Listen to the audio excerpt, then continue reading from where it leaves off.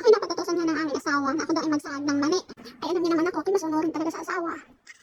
Ngayon lang ako magluluto ng mani. Ano na nga, ako nagpa-lagay ng mantika na marami din sa kawali. Tapos nagayat na ako kanina ng bawang ng maliliit. Tapos palulutungin na ang yung bawang. Ay kasarap man din ang bawang. Ayan, naluto na siya. Napakaluto, ang sarap. At ito na yung mani na binili niya sa palengke.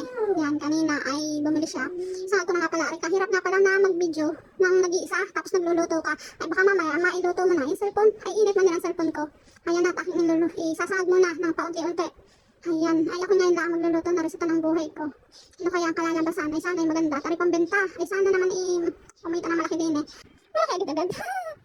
Ari, sinimulan ko na nga na alukayin hanggang ube. Alukayin hanggang ilalim. Ang mani ni kulasa. Ayan. At habang tulog ang totoy, aking niluto. At mamaya pagkagising na iyan, ay hindi na ako makapandali din eh. At ako'y lagi nang kakalat ka rin kung saan saan.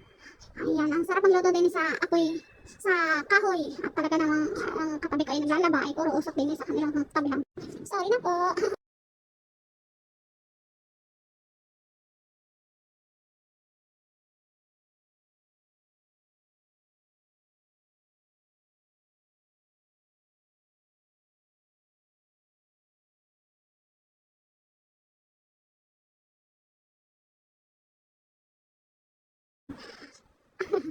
Ayan nga naman, hantayin lang natin ang mani na medyo brown. At naku, ang sarap ang lutong. Tapos lalagyan ko ng asin. Ay, dahil salty, ang daming asin din eh. Ayos na ayos lang din. Ayan, medyo matagal din. Kaya nga lang, minadali ko na sa video. At ako nga hirap na hirap mag-video din eh. Ayan, patitigisin natin yung mantika kasi sayang naman para basta kayo na bahala doon. Ayan, ayun, hindi aking ginagawa mga garne-garne. Yan.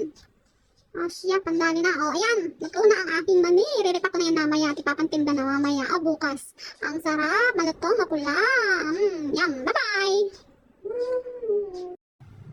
Don't forget to follow, comment, engage, and share. Thank you. Bye-bye.